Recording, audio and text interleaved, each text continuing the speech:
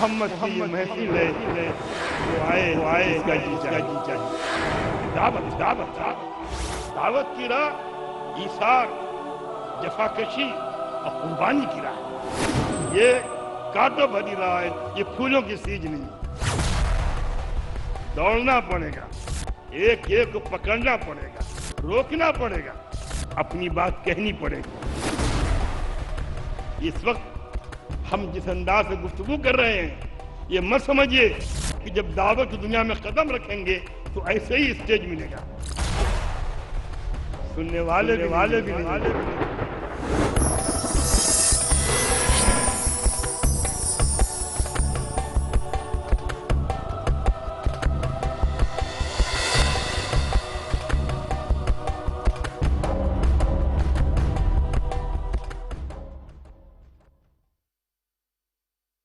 حدیث بیان کرنے والا انشاءاللہ عجز ضرور پائے گا جو حدیث بیان کر دے، لیکن نافیت افادیت دنیا میں اسی سے حاصل ہوگی جو بر موقع بر محل اور صورتحال کے مطابق کہی جائے۔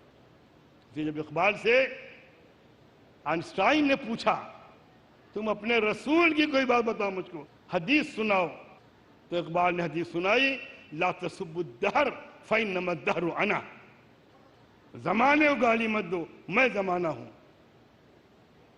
یہ اس کی عین ریسرچ کے مطابق تھا، جس میں کام کر رہا تھا آئنسٹائن، وہ ابھی اچھل پڑا کہ پروفیسر اقبال تمہارے پرافٹ نے کہا، انہوں نے کہا ہمارے تمہارے سب کے پرافٹ نے کہی یہ بات۔ تو دعوت دین کا کام کرنے کے لیے ضروری نہیں کسی خاص فکر کا آدمی ہو، یہ سب کی ذمہ داری ہے۔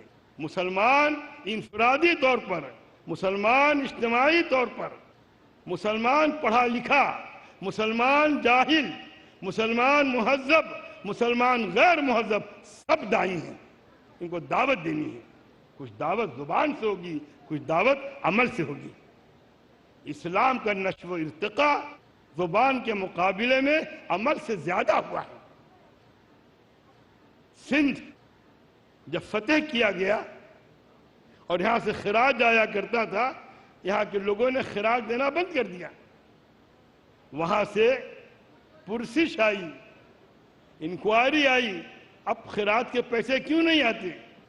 تو جن لوگوں نے دینا بند کیا تھا انہوں نے جواب دیا پوچھنے والوں سے کہ جب پہلے لوگ آتے تھے پتلے دبلے کمزور لاغر بے جان معلوم ہوتے تھے، لیکن جب وہ کہتے تھے تو ہمارے دلوں پہ ان کی باتوں کا اثر ہوتا تھا، اور ہم محسوس کرتے کہ ان کی بات مانے بغیر کوئی چارہ نہیں، ہم دیتے تھے۔ اب جو آتے ہیں ہٹے کٹے تندرست زرق برق لباس میں آتے ہیں، وہ کہتے ہیں ان کی بات سنتے ہیں اندر اترتی نہیں۔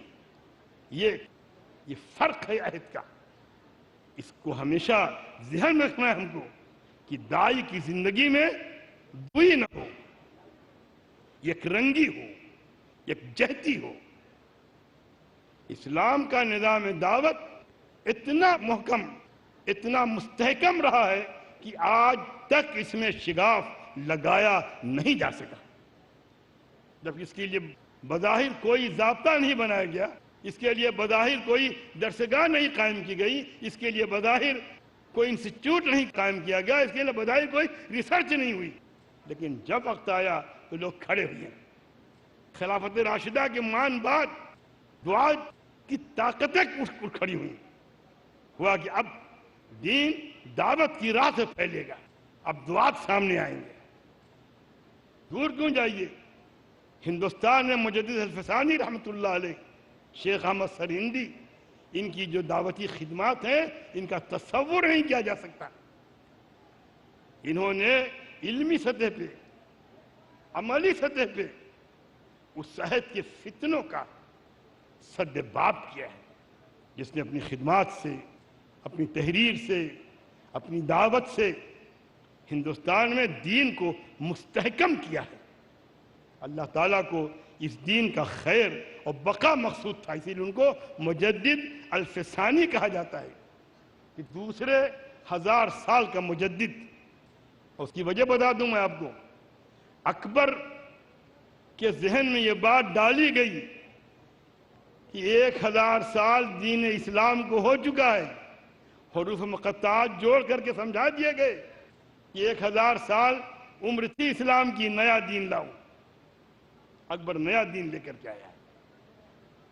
انہوں نے اس کے سامنے دین حنیف کی ترجمانی کی ہے، دین کی تشریح کی ہے۔ ہمارے ہاں دعوت دین کے کام کرنے والے اور فکر اسلامی کے رہنماؤں کی کمی نہیں۔ کوئی بھی ملک ہو، ہندوستان کی تحریکات، حضرت شاہ ولی اللہ صاحب، مجید الفسانی رحمۃ اللہ علیہ، مولانا سید احمد شہید رحمۃ اللہ علیہ، مولانا اسماعیل شہید، ان لوگوں نے دین کو استحکام بخشا، مضبوطی عطا کی۔ یہ دعوت کا تھا۔ شاید اگر پانی ایک جگہ ٹھہرا رہے، اس میں سڑاند آئے گی، بدبو آئے گی، پانی خراب ہو جائے گا۔ دعوت نہیں دی جائے گی تو کمزوریاں آئیں گی اور کام رکے گا۔ اس لیے نہیں کہ دعوت دی جائے کہ ہم دعوت دینا، ہم اسے کہتے ہیں کہ یہ ہماری ذمہ داری ہے، اسلام کا مطالبہ ہے کہ دعوت دی جائے، خیر کو لوگوں تک پھیلایا جائے۔ لوگ مانے یا نہ مانے، سب اللہ کے بندے ہیں، اللہ کے بندوں تک اللہ کا پیغام پہنچنا چاہیے۔ یہ ہر صاحب ایمان کی پہلی ترجیح ہونی چاہیے۔ یہ نہیں ہے کہ ہم اس کے کان بند کر دیں، اس کو سننے نہ دیں، اس کی آنکھیں بند کر دیں، اس کو دیکھنے نہ دیں۔ قرآن اپنے ماننے والوں سے چاہتا ہے کہ مہذب سوسائٹی زمین پہ وجود میں آئے، اور اس مہذب سوسائٹی کے لیے اس نے جو نسخہ تجویز کیا ہے وہ اسلام ہے۔ یہ اس لیے نہیں کہہ رہا ہوں کہ میں اسلام کا ماننے والا ہوں۔ اسلام کا مطلب ہی یہ فطرت، اور یہ محض عقیدے کی بات نہیں کر رہا ہوں۔ ہمارا پورا عقیدہ علمی طور پر، عقلی طور پر ثابت ہے۔ ہم رات میں خواب دیکھ کر کے صبح کو عقیدہ نہیں بناتے۔ ہمارا عقیدہ خوابوں پہ نہیں چلتا۔ ہم ضرور خواب دیکھتے ہیں۔ ہمارے ہاں تو خواب دیکھنے والے اتنے ہیں جو سوتے میں نہیں، جاگتے میں بھی خواب دیکھتے ہیں۔ لیکن دین، عقیدہ، فکر اسلامی، یہ علم کی بنیاد پہ چلتی ہے۔ فیصلے ایویڈنس پہ ہوتے ہیں، شہادتوں پہ ہوتی ہیں۔ وہ اپنے خلاف ہو، اپنے فیور میں بحث نہیں۔ حضرت علی کے خلاف فیصلہ ہوا تو یہ مسئلہ نہیں اٹھا کہ نبی کے داماد ہیں، حسنین کے باپ ہیں، فاطمہ کے شوہر ہیں، چوتھے خلیفہ ہیں، یہ جھوٹ بولیں گے، نہ، ایویڈنس نہیں تھی۔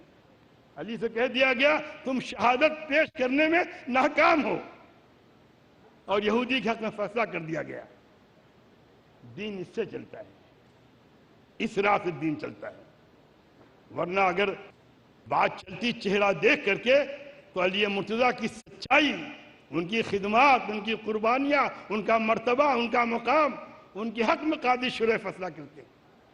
لیکن قاضی شرح کو اس کا حق نہیں تھا کہ چہرے دیکھ کے فیصلہ کریں، ایویڈنس دیکھ کر کے، شہادات دیکھ کر کے۔ میرے عزیزو، یہ دین بڑا دلچسپ دین ہے، اور اس دین کی خصوصیت میں آپ کو اور بتاؤں، اس کو آپ فخر پہ، کبر پہ محمول نہ کیجیے گا، یہ سچائی ہے۔ اسلام علمی طور پر آج بھی یہ ساری دنیا سے اپنی برتری تسلیم کروا چکا ہے۔ یاد کر لیجیے، میں جو کہہ رہا ہوں پھر سن لیں آپ۔ اسلام علمی طور پر، فکری طور پر ساری دنیا سے اپنی برتری تسلیم کروا چکا ہے، اور دنیا کے سارے مذاہب اسلام کے سامنے بونے نظر آتے ہیں۔ یہ کسی پہ حملہ نہیں ہے، یہی وجہ ہے کہ اسلام کا علمی جواب نہیں دیتے، علمی باتیں نہیں کرتے۔ تمہاری ناک ٹیڑھی ہے، تمہارا کان کٹا ہے، تم شمامہ سونگ نہیں پاتے، تم چلتے ہو تو لڑکھڑاتے ہو، تمہاری عورت برقعے میں گر پڑے گی، ہم اٹھانے آئیں گے، یہ سب باتیں کرتے ہیں۔ یہ بھاگنا اٹھنا بالکل ایسے ہی۔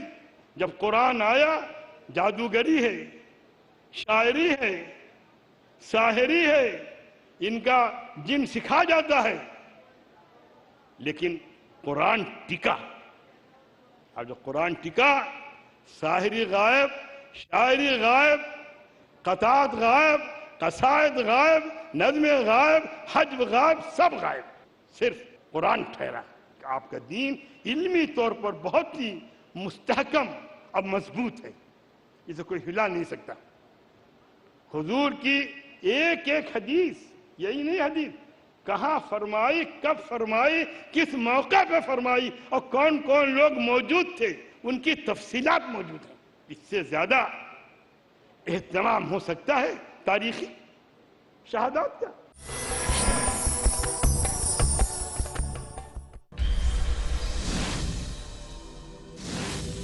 احادیث رسول اللہ صلی اللہ علیہ وسلم اسلام کی پاکیزہ تعلیمات کا سرچشمہ ہے.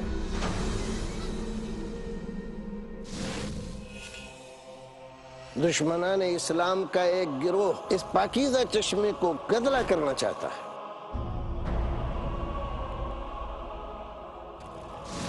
اس باطل گروہ کی نقاب کشائی کے لیے دیکھیے ہمارا پروگرام انکار حدیث ایک باطل تحریک، شیخ رضا اللہ عبدالکریم مدنی کے ساتھ، صرف پیس ٹی وی اردو پر. اللہم صلی علی محمد، اللہم بارک علی محمد. جانیے کیا ہوگا ان کا انجام جو کر رہے ہیں قرآن و حدیث کے معاملات میں اپنی ذاتی رائے کو شریک. انکار حدیث ایک باطل تحریک، ہر بدھ رات 11:30 بجے اور دوبارہ دوپہر 12:30 بجے انڈیا میں پیس ٹی وی اردو پر.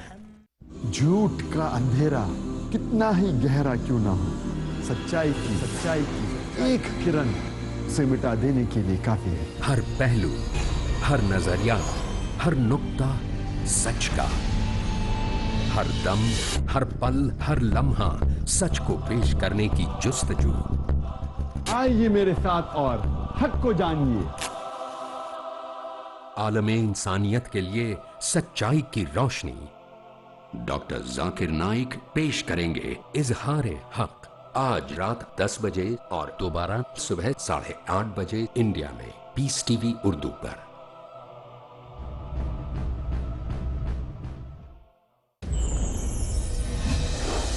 کیا آپ کے ذہن میں ہے کچھ شکوک و شبہات؟ تو پھر دیکھیے پیس ٹی وی اردو پر حافظ مامون کے سوالات اور میرے جوابات.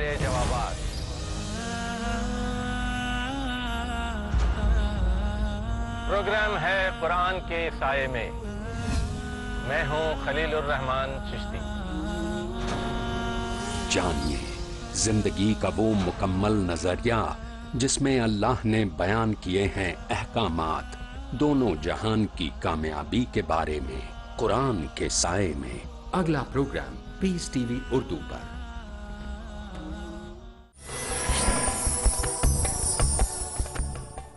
حضور کی ایک ایک حدیث، یہی نہیں حدیث، کہاں فرمائی، کب فرمائی، کس موقع پہ فرمائی اور کون کون لوگ موجود تھے، ان کی تفصیلات موجود ہیں. اس سے زیادہ اہتمام ہو سکتا ہے تاریخی شہادات کا؟ ایک شخص صحابی نے ایک بات کہی، پھر شبہ ہو گیا. سوچا تو معلوم ہوا کہ مصر کا گورنر جو آج ہے وہ مجلس میں موجود تھا.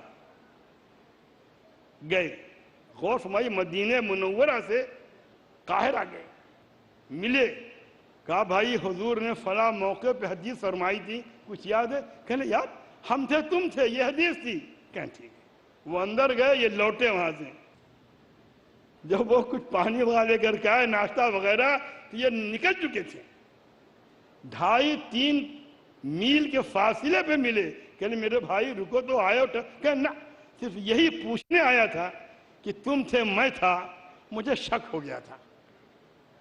یہ اہتمام، یہ سند، یہ التزام، اس طرح سے دستاویزات کا مہیا کرنا ایسا نہیں ہے کہ بند ہو چکا ہے.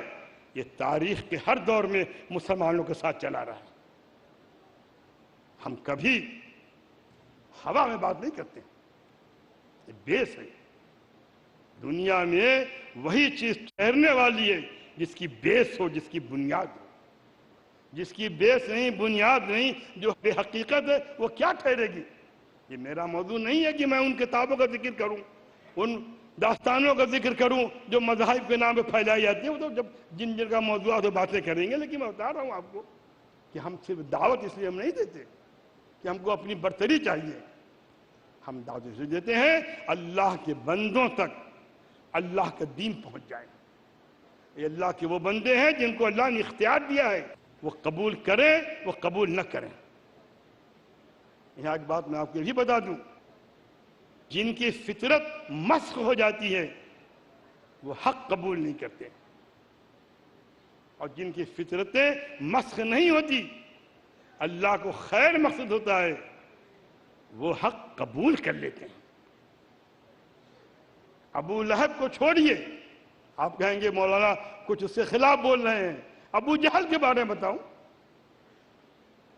حضور پاک صلی اللہ علیہ وسلم نے دعا فرمائی، اللہم اجد الاسلام بحد العمرین. اے اللہ، یہ عمرو بن ہشام جو کل ابو جہل بننے والا ہے، اور عمر بن خطاب، یہ دو بڑی طاقتور مضبوط شخصیتیں قریش میں ہیں، ان میں سے ایک کے ذریعے اسلام کو تقویت پہنچا دیں. حضور فیصلہ نہیں فرما سکے کہ ان کے لیے ابو جہل کارآمد ہے، ان کے لیے عمر بن خطاب کارآمد ہے. دونوں کو دو پڑھنوں میں رکھ کر کے اللہ سے دعا کی، اللہم اجد الاسلام بحد العمرین. اللہ نے فیصلہ فرمایا، یہ عمرو بن ہشام ابو جہل بننا والا ہے، یہ عمر بن خطاب وہ ہیں جن کی زبان پہ قرآن اترنے والا ہے. طبیعت مسخ، فطرت مسخ، مزاج مسخ، حقیقت شناسی کا نمبر آنکھوں سے غائب، پتنیاں اندھی. عمر کی آنکھیں کھلی، دل قبول حق کے لیے آمادہ، دل کی پنکھڑیاں کھل گئی تھیں کہ شبنم جس طرح سے سموئی جاتی ہے، ہم بھی سمو لے دین کو اپنے اندر. میرے عزیزو، دین جیسے میں نے کہا یہ دعوت کا دین ہے، اور یہ دین فطرت کا دین ہے. اسی جب فطرت پختہ ہوتی ہے انسان کی، ہر چیز جو بھی ہو ابتدا میں خام ہوتی ہے، اس پہ جب محنت ہوتی ہے تب پختگی آتی ہے. جب فطرت پختہ ہوتی ہے تو اس کو صبغہ کہا جاتا ہے، جو سورہ بقرہ میں ہے، صبغۃ اللہ ومن احسن من اللہ صبغہ. اللہ کا رنگ. جب فطرت اندر سے حق کی راہ پہ آمادہ ہو کر حق قبول کرتی ہے اور اندر کا حق باہر آتا ہے تو اوپر سے ایک رنگ چڑھتا ہے. وہ رنگ کون سا ہے؟ صبغۃ اللہ. وہ اللہ کا رنگ ہے. اب آپ پوچھیں گے اللہ، جو زمین و زمان، مکین و مکان، سمت اور جہاز سب سے مبرہ ہے، اس کا رنگ کیا ہوگا؟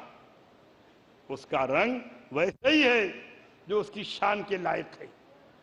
ہم آپ نہیں جانتے، لیکن اس کا رنگ ہے. نہ ہوتا تو یہ کبھی نہ کہتا صبغۃ اللہ ومن احسن من اللہ صبغہ. اللہ کا رنگ، اللہ کی رنگت، اس رنگت سے بہتر کس کی رنگت ہو سکتی ہے؟ یہی وجہ ہے کہ جب اس رنگ میں آدمی رنگ جاتا ہے تو اس کی زبان سے وہی باتیں نکلتی ہیں جو خدا کے پسندیدہ ہوتی ہیں، جو عین مطابق دین ہوتی ہیں.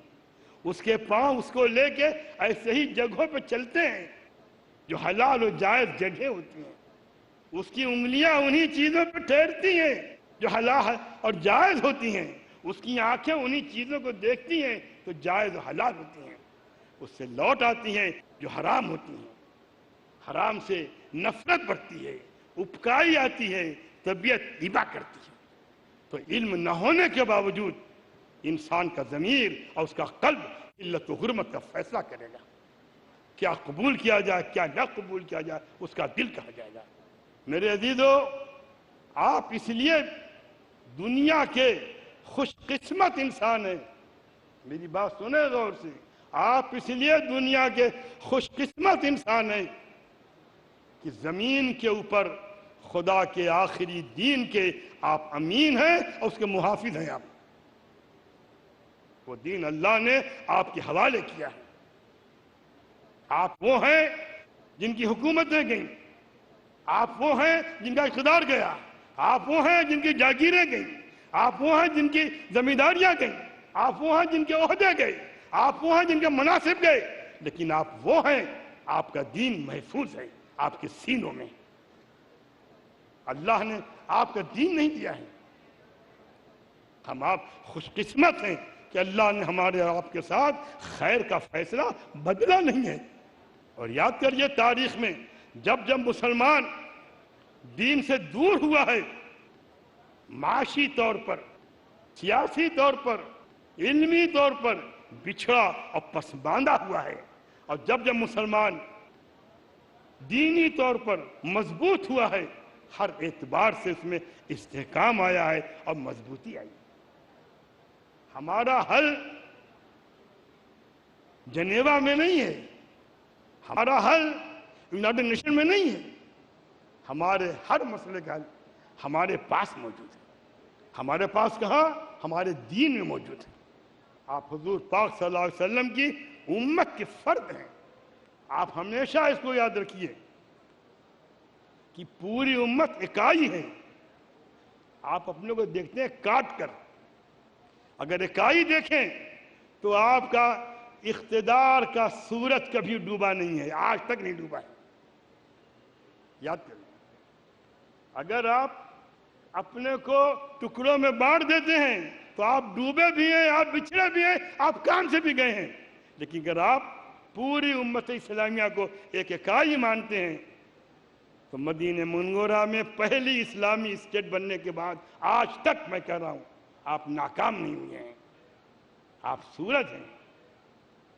آپ وہ جو اقبال نے سورج کہا ہے، ادھر ڈوبے ادھر نکلے، ادھر ڈوبے ادھر نکلے، کہیں نہ کہیں آپ کا عالم اقتدار دکھائی پڑتا ہے۔ اللہ نے آپ کو ضائع نہیں کیا، اللہ نے آپ کے دین میں توانائی بخشی ہے، اللہ نے آپ میں طاقت بخشی ہے۔ ایک خصوصیت آپ کی یہ بھی ہے، حالات کیسے بھی آئیں آسانی سے آپ اپنی گردن جھکاتے نہیں۔ کیوں؟ اس لیے کہ گردن اللہ کے آگے جھکتی ہے، یہ سجدہ ریز ہوتی ہے، جس کے بارے میں ترجمانی کرتے ہوئے دین کے اقبال نے کہا تھا، وہ ایک سجدہ جسے تو گرا سمجھتا ہے، ہزاروں سجدے سے دیتا ہے آدمی کو نجات۔ خدا کے آگے جھکی ہوئی گردن کسی کے آگے جھک نہیں سکتی۔ ہم جب دعوت دین کی بات کرتے ہیں تو خودداری اور انسان کی روحانی ترقی کی بات کرتے ہیں۔ ہم کائنات میں انسان کا صحیح مقام دلاتے ہیں۔ ہم ایسا نہیں کرتے کہ کچھ لوگوں کو سماج سے کاٹ کر کے کچھ منتر پڑھا دے، سکھا دیں۔ ہم دین دیتے ہیں، دین، کیونکہ اسلام مکمل تہذیب، اسلام مکمل نظام معیشت و معاش، اسلام مکمل قانون، اسلام مکمل ہدایت، اسلام سیاست کا مکمل نظام رکھنے والا دین، ان سب کا نام اسلام ہے۔ اور یہ اس امت کی خصوصیت ہے۔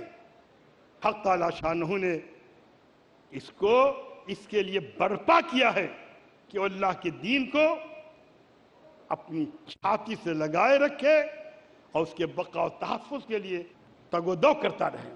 میرے عزیزو، تین باتیں سامنے آپ کی آئی: دعوت، فطرت اور صبغت۔